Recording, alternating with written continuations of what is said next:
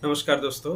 मेरा नाम प्रसन्नजीत हालदार है और मैं अपना न्यू यूट्यूब चैनल शुरू किया हूँ।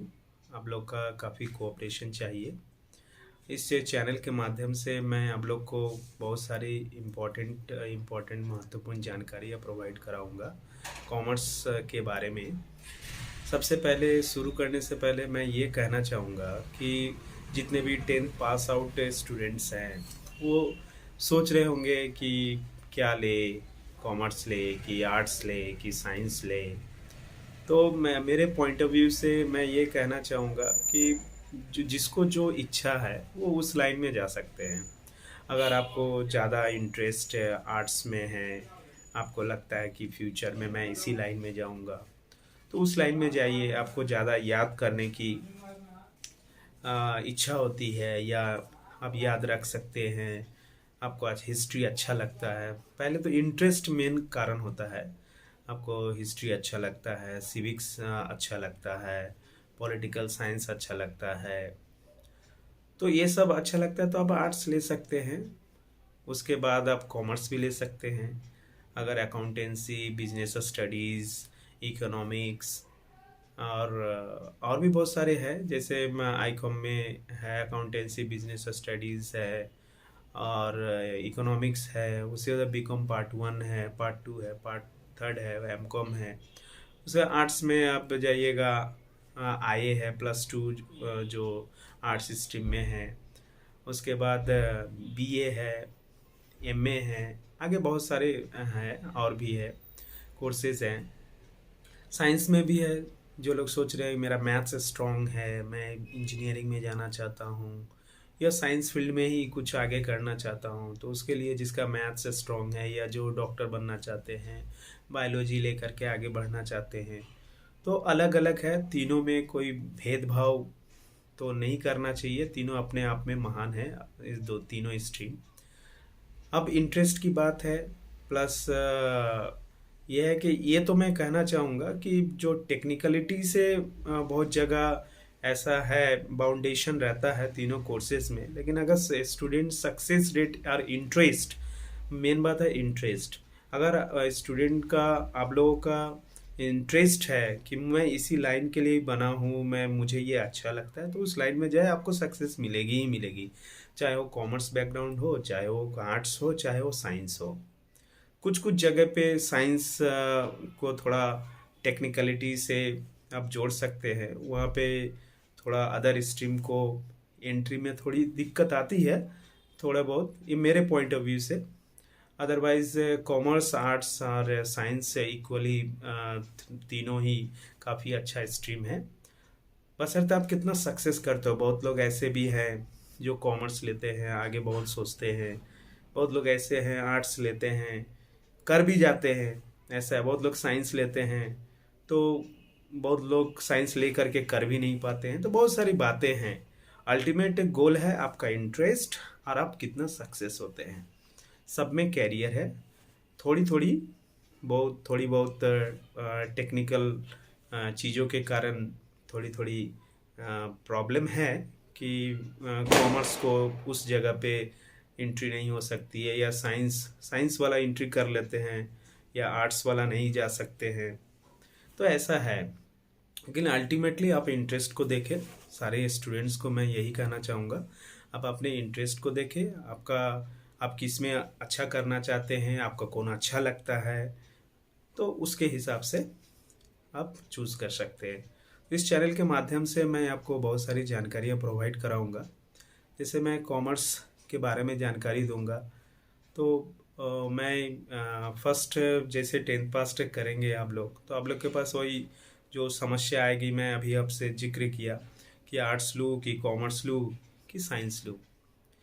तो कॉमर्स ले सकते हैं, बहुत अच्छा है। इसमें मिला जुला है, आपको याद भी करना है, प्रैक्टिकल भी है, इसमें मैथ्स भी पढ़ने होंगे।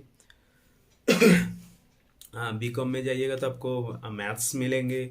+2 में भी आप मैथ्स लेने का है। आपका कंप्यूटर साइंस भी ले सकते हैं, साथ में एक्स्ट्रा में मैथ्स भी। बहुत सारे स्कूल में तो मैथ्स में लेना ही पड़ता है। तो साथ में अदर ऑप्शन भी है।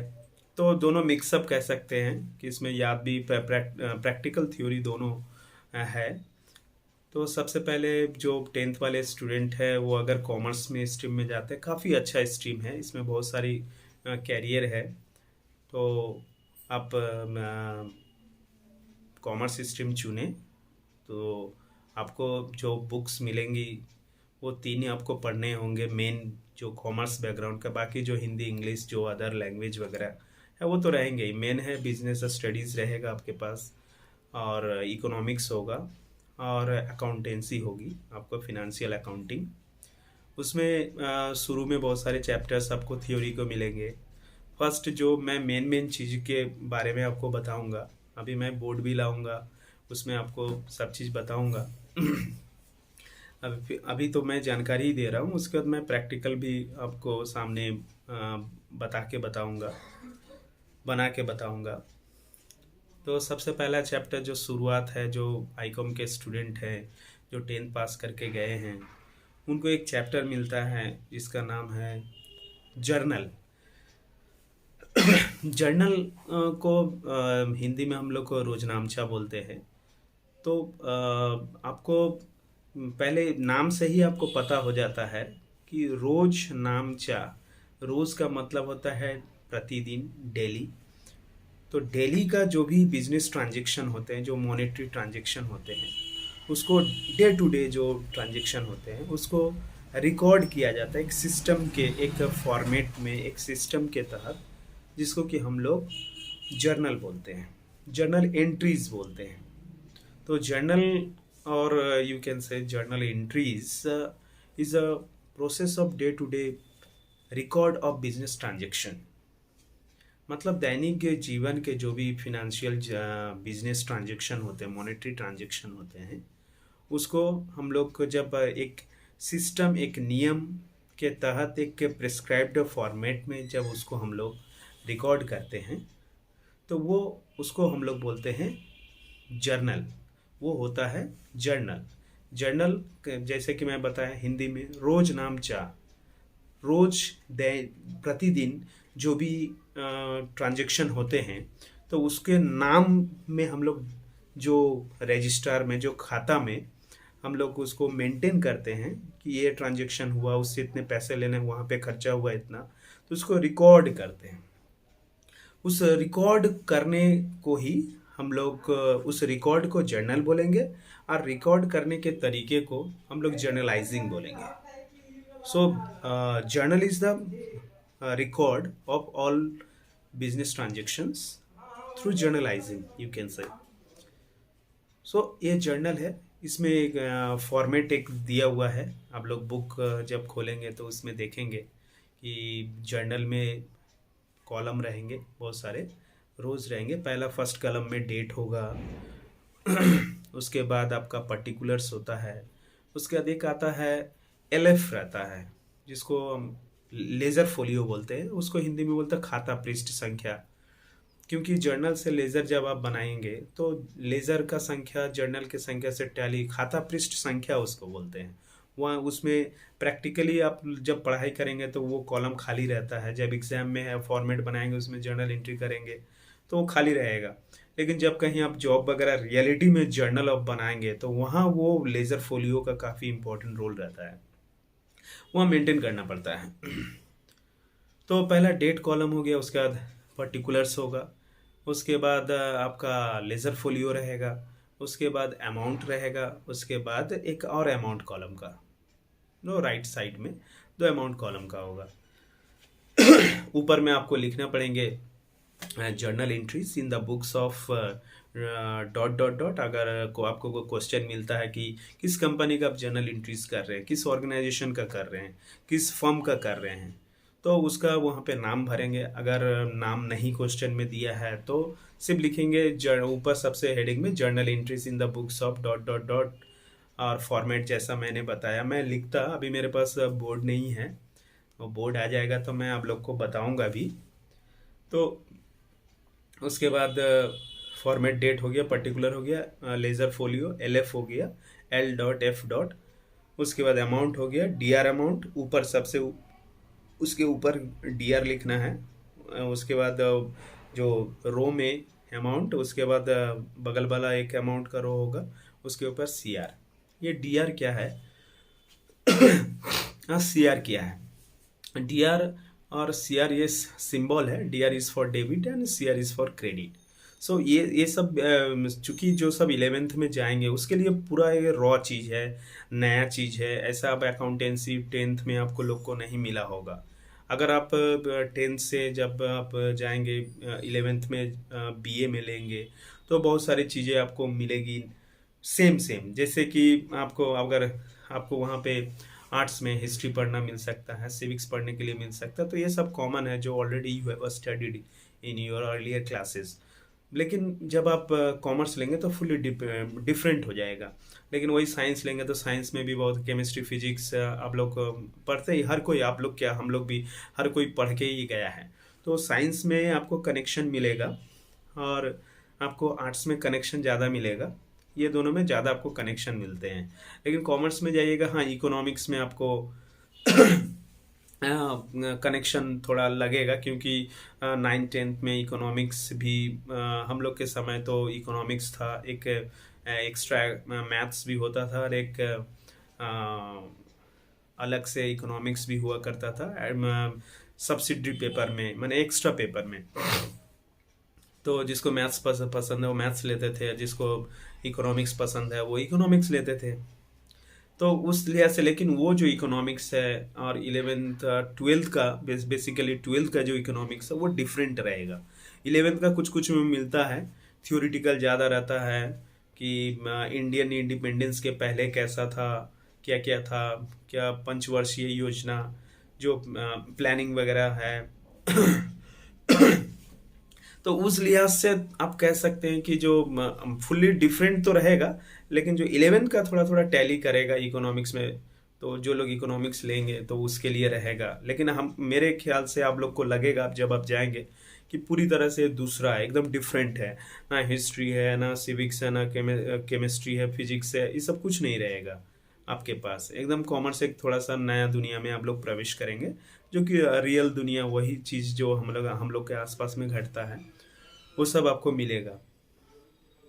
तो वो पहला मेन पेपर आपको बताया, अकाउंटेंसी है, बिजनेस स्टडीज़ है, इकोनॉमिक्स है, ये सब आपको रहेंगे। और बाकी जो हिंदी, इंग्लिश या और भी जो पेपर जो रहते हैं, और 11th में अब मैथ्स लेने वाले मैथ्स लेंगे, बहुत कोई पीएचई लेते हैं, कंप्यूटर लेते हैं, तो वो सब अदर पार्ट। कॉमर्स में मैं ये 3 चीज़ों को आप लोग को बता रहा हूँ, मेन जो पार्ट है आगे, क्योंकि अगर यही सबसे, हाँ, मैथ्स भी इम्पोर्टेंट है, मैथ्स लेना चाहिए। और जिसको जिसको पसंद है वो मैथ्स लेते हैं, जिसको पसंद नहीं है वो नहीं लेते हैं। लेकिन मैं कहूँगा मैथ्स लेना चाहिए 11th में। कॉमर्स में भी जो 12th का जो मैथ्स रहता है वही 11th में भी रहेगा, आर एस अग्रवाल का मैथ्स रहेगा। तो सारे चैप्टर्स सेम रहेंगे, लगभग तो सेम ही रहते हैं। तो उसमें A P, G P, H P, vector, matrices, determinant, ये सब रहता है। कोऑर्डिनेट ज्योमेट्री हो गया, कैलकुलस हो गया, सब आपको 11th-12th में दोनों मैथ्स में मिला जुला के आपको सारा मैथ्स तो सेम रहेगा। मैथ्स तो पढ़ना ही है अगर लेते हैं तो। सीबीएसई में ऐसे कॉलेज वगैरह में भी ऐसा तो नहीं है, वहाँ ऑप्शनल है, उतना ये नहीं है। बहुत सारे स्कूल में वहाँ लेना ही पड़ता है, बहुत स्कूल में ऑप्शनल है, आप ले भी सकते हैं, नहीं भी ले सकते हैं। तो ये सब internal school to school depend करता है। तो कॉमर्स बहुत अच्छी चीज़ है। तो वही मैं, जैसा मैं बताया, पूरी तरह से ये आपका पूरा एकदम डिफरेंट रहेगा कॉमर्स बैकग्राउंड, लेकिन बहुत अच्छा सा स्ट्रीम है। आप लोग इसमें बहुत सारे कैरियर बना सकते हैं, बहुत मज़ेदार है। इसमें प्रैक्टिकल भी खूब है और थियोरिटिकल भी है। थ्योरी भी आपको जानना पड़ेगा। तो रोजनामचा के बारे में बताया, तो फॉर्मेट में मैं पार्ट वाइज करके हर चैप्टर के बारे में आप लोग को बताऊंगा, फॉर्मेट बताऊंगा, कुछ क्वेश्चंस बताऊंगा, सॉल्व करके दिखाऊंगा। तो वही मैं जो आप लोग को बताया, रोजनामचा, debit, D R is the symbol for debit and C R is the symbol for credit, जिससे हम लोग को पैसा, जिससे हमको याद रखना है, जो खर्चा है या जिससे हमको पैसा लेने हैं, वो डेबिट मतलब उसको हमको लेना है, उसका डेबिट करना है। और जो हम लोग को क्रेडिट है, जो लाइबिलिटीज वगैरह है, तो इसमें मैं रूल्स है बहुत डेबिट क्रेडिट का। ये रोजनामचा में जर्नल में बहुत सारा रूल है, ऐसे बोलने से आप लोग को गड़बड़ हो सकता है। तो बहुत सारे इसमें रूल जो है वो आपको उसको अगर याद रखेंगे तो आपको कभी भी जो जर्नल बनाने के लिए दिक्कत नहीं होगा। अब जर्नल करने के लिए आप डायमंड रूल भी फॉलो कर सकते हैं। There are two types of rules for recording journals और for recording journal entries in the journals.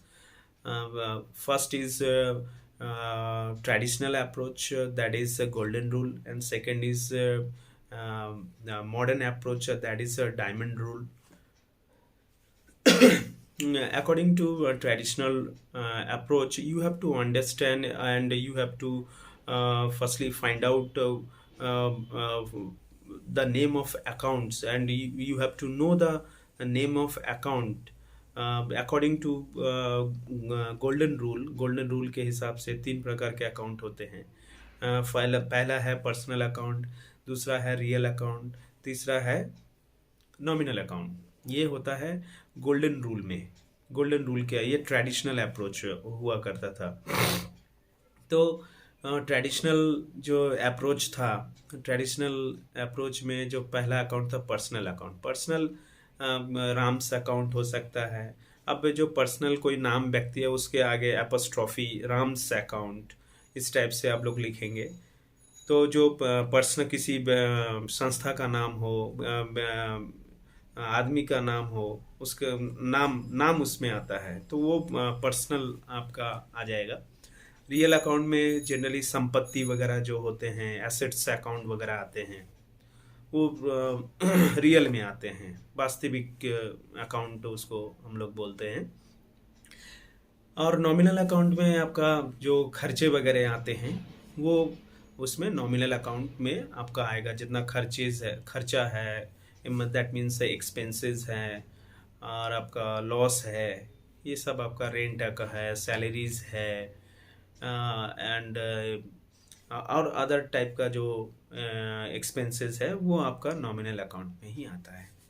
अब ये जो गोल्डन रूल में तीन अकाउंट, तो सबसे पहले आपको क्या करना पड़ेगा? आपको आइडेंटिफाई करना पड़ेगा कि जो जर्नल है, जो वो आपको क्वेश्चन कैसा रहेगा जर्नल में आपका क्वेश्चन रहेगा कि पेड सैलरीज है, तो आपको सैलरीज एक अकाउंट होगा। ये उसमें सबसे पहले उस क्वेश्चन में क्या क्या इन्वॉल्व है वो पता करना पड़ेगा कि सैलरीज है, और सैलरीज में क्या देता है? कैश देता है। तो दो आपको नाम को दो जो आइटम है, या कह सकते हैं दो अकाउंट को, तो आपको मिनिमम आपको खोजना ही पड़ेगा। उससे दो जो अकाउंट इफेक्ट होते हैं जो कोई भी बिजनेस ऑर्गेनाइजेशन करता है, तो वो दो चीज़ को आपको फाइंड आउट करना पड़ेगा। तो पहला अगर मान लीजिए पेड सैलरीज है, तो सैलरीज है और कैश है। अब सैलरीज क्या है? तो मैंने बताया था सैलरी ऑर्गेनाइजेशन के लिए खर्चा होता है। तो सैलरीज विल बी एक्सपेंस और and it will be under nominal account. So salaries will be entered in journal according to the rule of nominal account, and cash is involved. I have told earlier, cash will be entered in the journal according to real account rule. So let's see the let's see the some rules of all the three accounts. But in personal accounts, debit the receiver and credit the giver. That means debit the receiver, जो receiver है उसको debit कर दीजिए। जो account सबसे पहला आपको find out करना पड़ेगा कि कौन कौन से अकाउंट इन्वॉल्व है। उसके बाद उस अकाउंट के साथ आप ये तीनों में देखिएगा कि किसका रूल किस में बैठ रहा है। अगर सबसे पहले पता कर ले पर्सनल अकाउंट है, तो पर्सनल अकाउंट का रूल क्या है कि debit the receiver, credit the giver. तो जो रिसीवर होगा उस ट्रांजेक्शन में जो क्वेश्चन रहेगा उसमें उसको आप डेबिट करेंगे। दैट मीन्स वो मैं बताऊंगा आप लोग को नेक्स्ट वीडियोस में। तो जो सपोज राम्स है, राम पैसा कुछ रिसीव कर रहा है, तो राम का वो पर्सनल अकाउंट के हिसाब से होगा। तो Ram debit the receiver, credit the giver. देने वाले को श्याम, मान लो श्याम दे रहा है, तो श्याम के अकाउंट, श्याम्स अकाउंट को क्रेडिट करेंगे। जिसका डेबिट वाला अमाउंट डेबिट वाले कॉलम में लिखेंगे, क्रेडिट वाला अमाउंट क्रेडिट वाले में लिखेंगे। अब आता है रियल अकाउंट। रियल अकाउंट का रूल है debit what comes in, credit what goes out. Debit what comes in का मतलब होता है जो आता है उसको डेबिट कीजिए, जो जाता है उसको क्रेडिट कीजिए। सिंपल है। तो एसेट्स, अगर कोई संपत्ति है, कैश है, कोई एसेट्स है, बिल्डिंग है, कोई अदर चीज़ है, प्रॉपर्टी है, एसेट्स है, तो वो अगर आप खरीद के ला रहे हैं तो आपके पास आ रहा है, तो उसको आप क्या कीजिए, अब डेबिट कीजिए। जो पैसा आपके पास कमी हो रहा है या जा रहा है, गोज आउट हो रहा है, उसको क्रेडिट कीजिए। ये है रियल अकाउंट। नॉमिनल अकाउंट में क्या है, डेबिट ऑल एक्सपेंसेस और losses and credit all income and gains. मतलब जो सारे खर्चे, लॉस हो वगैरह होते हैं उसको आप डेबिट कीजिए। जैसे बोला था मैं पेड सैलरीज, तो यहाँ पे क्या होगा, सैलरीज है नॉमिनल अकाउंट, तो salaries account debit to cash account, cash will be credited. क्यों, बिकॉज कैश आप सैलरी दे रहे हैं, ऑर्गेनाइजेशन को किसी को सैलरीज देते हैं, तो उसके पास सैलरी तो है, उसका खर्चा है, लेकिन कैश उसके अकाउंट में कम हो जाता है, चला जाता है। वो कैश उनके अकाउंट, कंपनी के नाम से जो अकाउंट होता है उसमें से निकल के उसके एम्प्लॉयज़ के अकाउंट में चला जाता है, तो कैश कम हो जाता है, कैश चला, गोज आउट हो गया। तो यहाँ दो अकाउंट हो गया, एक है सैलरीज है, एक है कैश। तो सैलरीज हो गया, सैलरी का जो एंट्री होगा वो नॉमिनल के रूल के हिसाब से होगा, और कैश का जो एंट्री होगा वो आपका रियल अकाउंट के रूल के अनुसार होगा। ये तो हो गया गोल्डन रूल। इससे भी बढ़िया रूल जो गोल्डन रूल में कभी कभी मैंने देखा है अपने एक्सपीरियंस में, बच्चे कहीं पे याद कर लेते हैं या एंट्री करने में बहुत जगह असुविधा भी मैंने स्टूडेंट्स को पाया है। ऐसा बहुत कोई काफ़ी स्मूथली भी बनाते हैं इसके।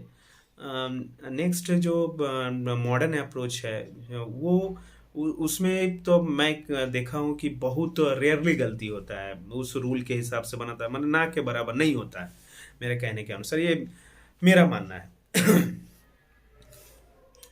तो डायमंड, उसको हम लोग मॉडर्न अप्रोच को डायमंड रूल भी कहते हैं जर्नल्स के लिए।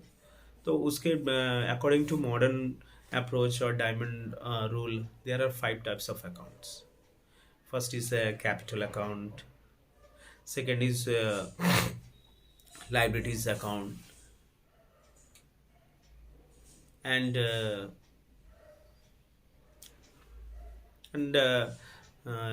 liabilities account, capital account, and third is the assets account, and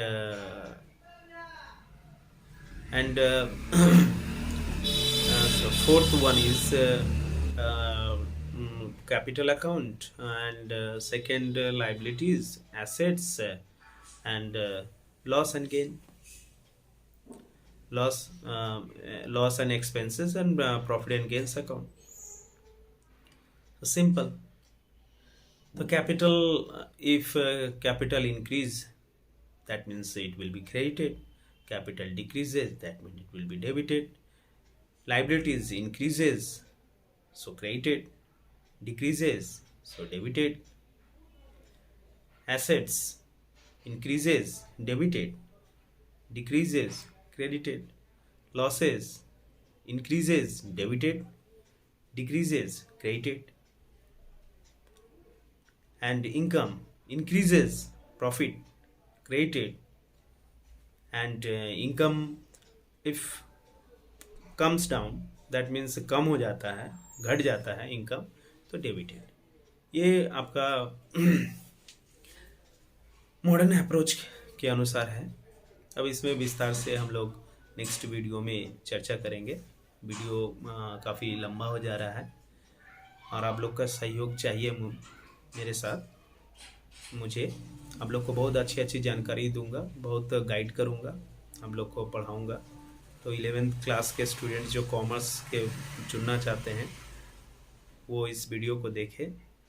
और अभी कोई पेरेंट्स भी देख सकते हैं, अपने बच्चे को गाइड कर सकते हैं। अपने एक्सपीरियंस से मैंने शेयर किया आप लोग के साथ। ये वीडियो अच्छा लगे तो लाइक कर दीजिए, इसको सब्सक्राइब कर दीजिए। सब्सक्राइब करने से आगे से मैं जो भी वीडियो डालूंगा आप लोग को सबसे पहले मिलेगा, आप लोग को नोटिफिकेशन जाएगा। तो प्लीज़ प्लीज़ सब्सक्राइब कीजिए, कोऑपरेट कीजिए, ताकि मुझे कॉन्फिडेंस आएगा, ताकि मैं काफ़ी अच्छा अच्छा वीडियो आप लोग के लिए लाता रहूं, आप लोग को बच्चे लोगों को टीच करूं, सिखाऊं, अपना एक्सपीरियंस शेयर करूं। प्लीज़ सब्सक्राइब कीजिए, लाइक कीजिए, अब बेल आइकन बटन को दबा दीजिए। थैंक यू, नमस्कार।